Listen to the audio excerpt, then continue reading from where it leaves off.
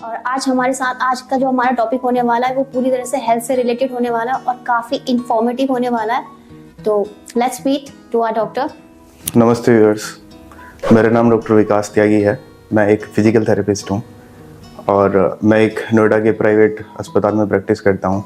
ईसा जी का धन्यवाद हमें अपने पॉडकास्ट में जोड़ने के लिए। ओके, तो आज का जो हमारा टॉपिक है वो पूरा हेल्थ से रिलेटेड है। तो जानना यह है कि किस किस तरह से, जैसे आपका अपना जो एक्सपर्टाइज रहा इतने सालों से, जो आपने अपना जो जर्नी रही है वो किस तरह से रही है, पहले आप अपनी जर्नी के बारे में ऑडियंस को थोड़ा सा बताएं। ईसा जी, मैं पिछले 10 साल से प्रैक्टिस कर रहा हूँ।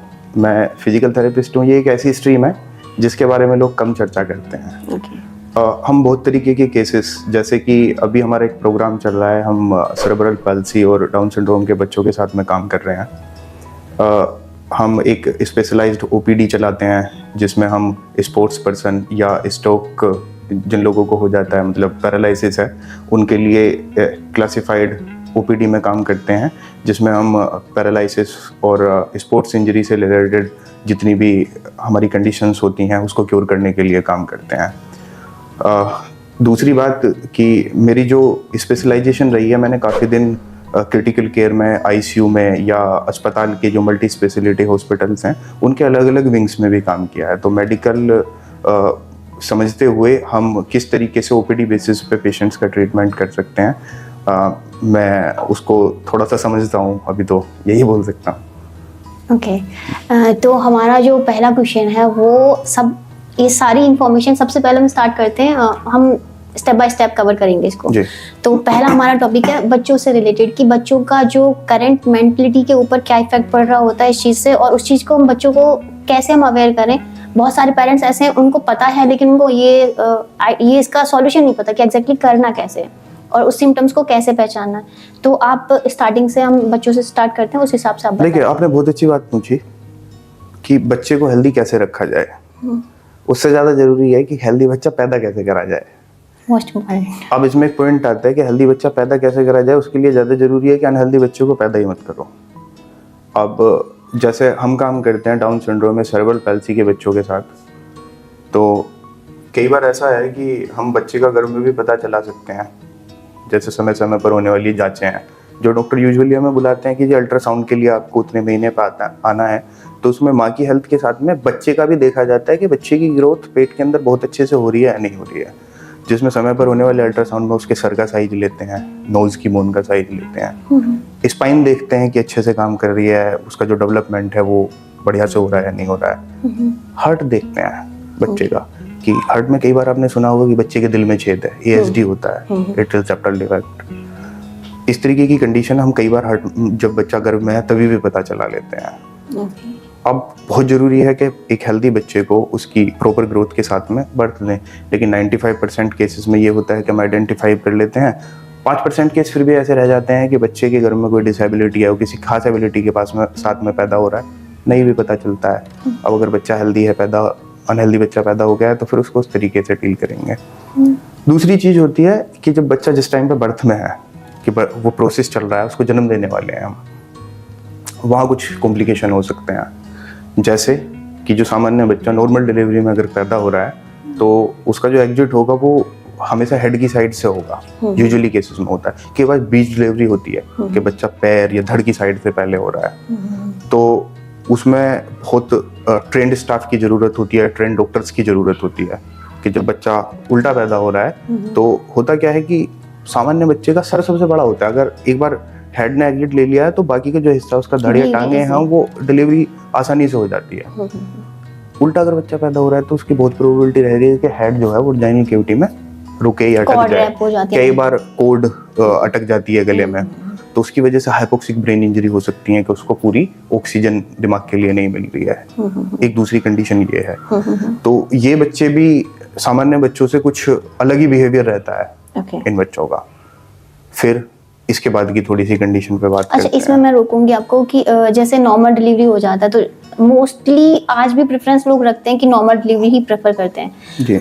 कुछ लोगों में सी सेक्शन नहीं, कई बार हीमोग्लोबिन इश्यूज भी होते हैं, उस वजह से भी सी सेक्शंस की रिक्वायरमेंट हो जाती है। नहीं, वो माँ की कंडीशन को देखते हुए कई बार ऐसा होता है कि लोग आगे बोलते भी हैं कि हमें नॉर्मल डिलीवरी नहीं, हमारा तो सी सेक्शन ही कर हम दो। पेन है, डरना और वो सब है, बहुत सारे फोबिया अलग होते हैं। गायनी लोगों का काम है। हम अगर बच्चे की और मदर की हेल्थ, अच्छा, इसमें भी कोई डिफरेंस होता है कि जैसे नॉर्मल डिलीवरी हुआ तो बेबी को बोलते हैं कि ज्यादा हेल्दी और फिट रहता है, और सी सेक्शन से कुछ प्रॉब्लम, इसमें कोई चेंज होते हैं? ऐसा नहीं है, नॉर्मल ही होता है। बच्चों का, दोनों बच्चों का एक जैसा ही बिहेवियर रहेगा, नॉर्मल डिलीवरी हो या सी कोई सेक्शन, खास फर्क नहीं पड़ता। वो उस टाइम की जो प्रेजेंट मेडिकल कंडीशन है उसमें देखा जाएगा कि बच्चे के बहुत ज्यादा नाल के रैप हो गए हैं, बच्चा उसमें पूरी तरीके से हो गया, नॉर्मल डिलीवरी हो ही नहीं सकती, तो जो इजी वे है, अगर मेडिकल फैसिलिटी अवेलेबल है, कई जगह पे ऐसा है कि वहाँ पे सी सेक्शन करने की फैसिलिटी अवेलेबल नहीं है, फिर भी बच्चों को नॉर्मल डिलीवरी करनी है। एक क्लासिफाइड केस है, हमारी एक छोटी बच्ची है, अभी वो 2 साल की हो गई है। हमारा एक क्लासिफाइड केस है कि एक परिवार जो यहीं पे एनसीआर में रहते हैं, वो डिलीवरी कराने के लिए अपने गांव चले गए, बिहार की किसी आउटस्कर्ट में। वहाँ पे बच्चे की नॉर्मल डिलीवरी उन लोगों ने कराई।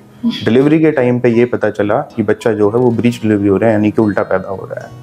जब बच्चा डिलीवर हो रहा था तो उसकी नेक जो है वो वजाइनल कैविटी में फंसी और बच्चे को वहाँ के स्टाफ ने असामान्य तरीके से खींचा, जिसकी वजह से उसकी ब्रैकियल प्लेक्सिस इंजरी, मेडिकल में उसको बोलते हैं अर्ब्स पैल्सी, वो डेवलप हुई।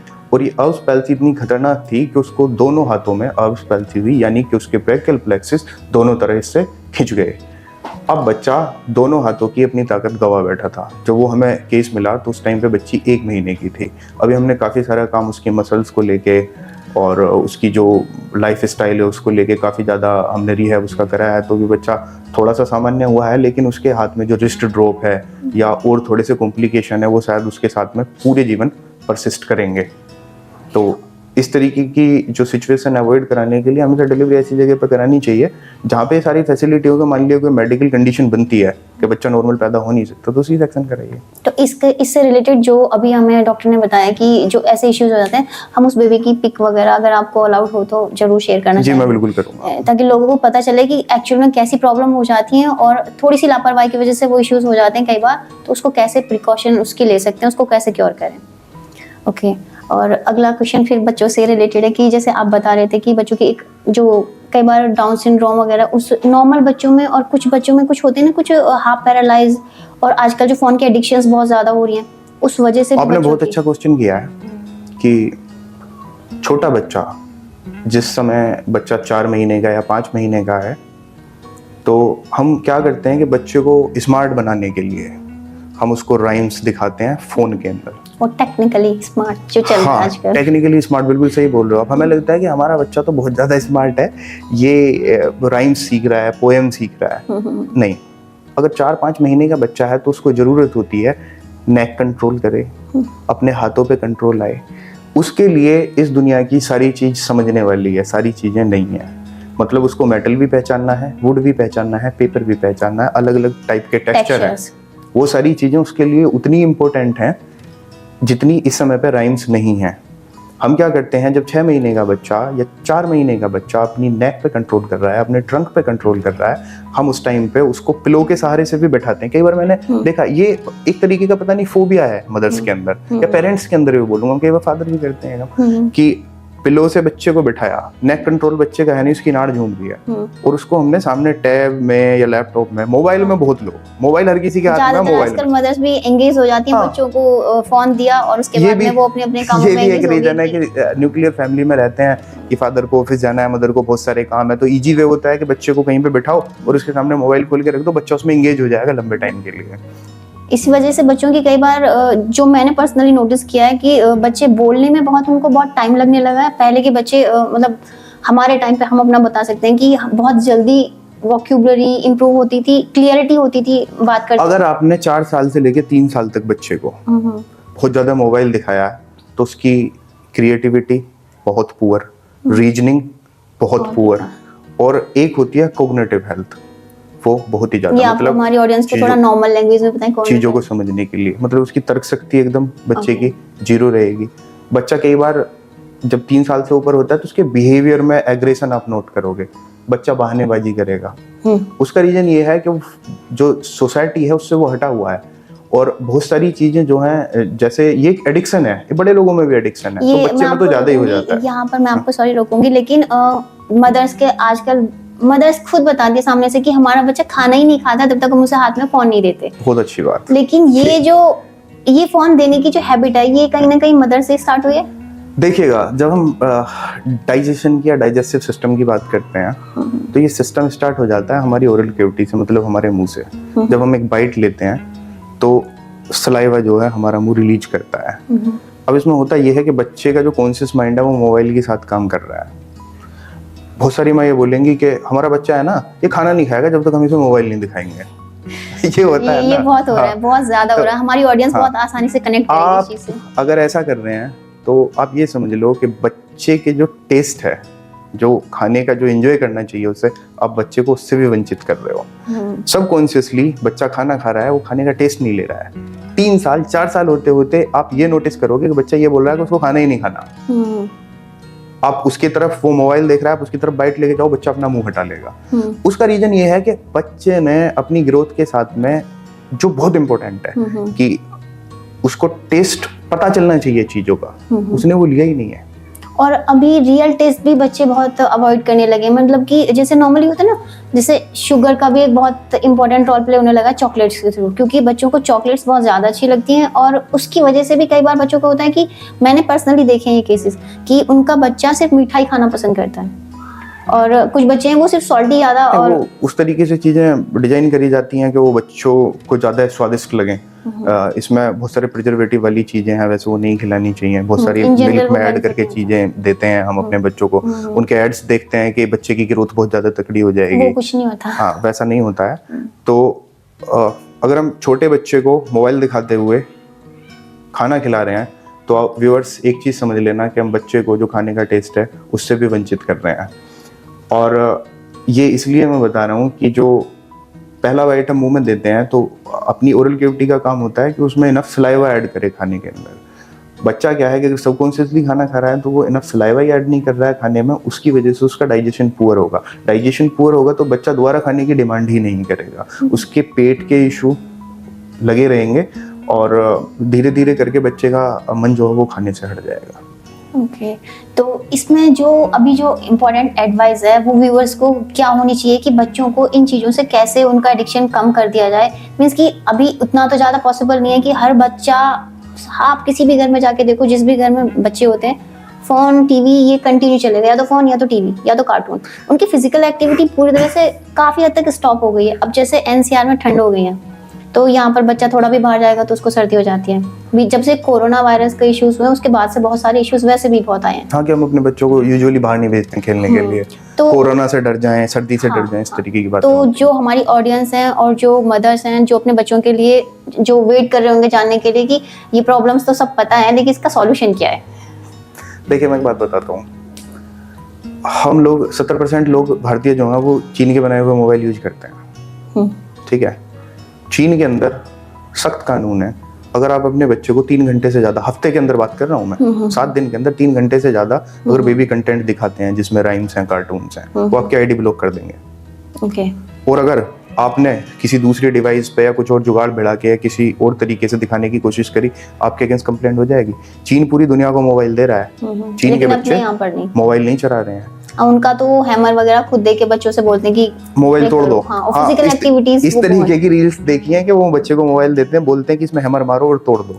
वो कुंफू मार्शल आर्ट इसमें उनके बच्चे हैं। हाँ। लेकिन हमारे वहाँ तो उनका तो कानून हो गया, उनके लॉ में ये चीज अलाउ। मैं तो ये बोलना चाहूंगा कि इंडियन गवर्नमेंट से कि जी कोई लॉ बना दो अच्छे तरीके से कि बच्चों को ज्यादा कार्टून नहीं दिखाए जाए। पूरी एक जनरेशन जो 2010 के बाद में बच्चे पैदा हो रहे हैं, पूरी एक जनरेशन को हम अपाहिज बना रहे हैं, जिसमें आंखों की दिक्कत, बच्चों की थिनार, हाइपोथिनार मसल्स मोबाइल पकड़ने की वजह से भी, कई बार साइकोलॉजिकल डिसऑर्डर्स, बच्चे को यहाँ तक भी हुआ है कि बच्चे फेंट हो रहे हैं या बच्चे को दौड़े पड़ रहे हैं, मतलब ब्रेन से रिलेटेड इशू डेवलप हो रहे हैं बच्चों के अंदर। और जो बिहेवियरल है वो तो लाजवाब है, बच्चा आपसे बात नहीं कर रहा है, छुप के बैठा हुआ है, साइकोलॉजिकल डिसऑर्डर बहुत ज्यादा पनप रहे हैं बच्चों में।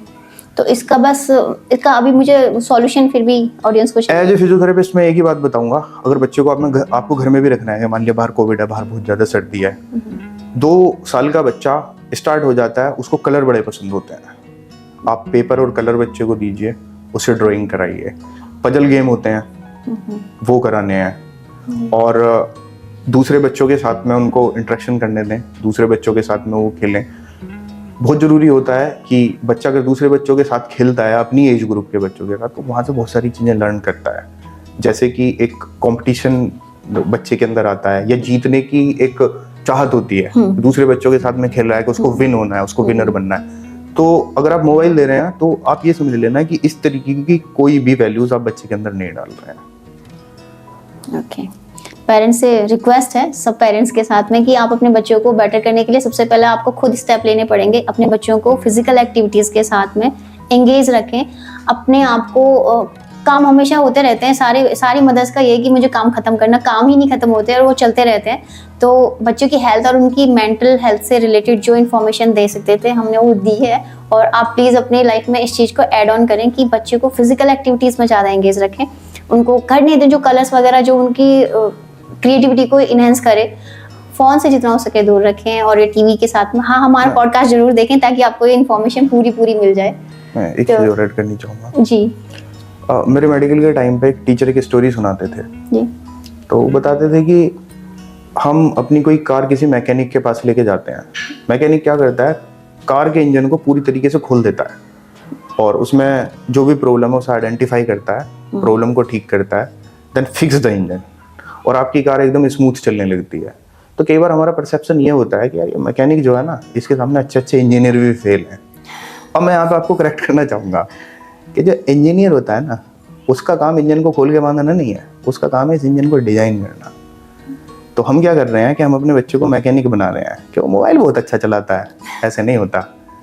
दूसरों के बच्चे ग्राफिक डिजाइन कर रहे हैं, सॉफ्टवेयर डिजाइन कर रहे हैं, हार्डवेयर डिजाइन कर रहे हैं, किसी नए टाइप की स्क्रीन बनाने पे काम कर रहे हैं। हमारे बच्चे लिपसिंग कर रहे हैं, 3 साल का बच्चा लिपसिंग कर रहा है। हाँ। मदर सिखा रही है लिपसिंग करना। इंस्टाग्राम पर आप हर दूसरी स्क्रोलिंग में देखेंगे कि वो छोटे बच्चों की माताएं सिखा रही हैं कि जी लिपसिंग करो, और दूसरे बच्चों को बताती हैं, मतलब दूसरे लोगों के लिए एग्जांपल सेट करती हैं कि मेरी 3 साल की लड़की बहुत अच्छी रील बनाती है। रील का आउटपुट टिकटॉक भी ऐसे ही बंद हो गया। दूसरों का 10 साल का 12 साल का बच्चा प्रोग्रामिंग पे काम कर रहा है। दूसरों से मतलब है दूसरी कंट्रीज का। हाँ। कि इंडिया के अंदर बहुत सारी चीजें जो अभी भी बहुत ज्यादा डेवलपमेंट और बहुत सेल्फ इन्वॉल्वमेंट उसमें होना जरूरी है। हमें अपने बच्चों को मैकेनिक नहीं बनाना, डिजाइनर बनाना है। तो डिजाइनर का काम वो नहीं है जो आप बच्चों को करा रहे हैं, तो वो चीज कराएं जिससे आपके बच्चे की क्रिएटिविटी बढ़े ताकि वो अच्छे से अच्छी चीज डिजाइन करे। ओके, ये हो गया बच्चों से रिलेटेड। ओके, अभी हम बात करते हैं एडल्ट्स के बारे में, टीन्स के बारे में बात करते हैं कि इनका क्या किस तरह से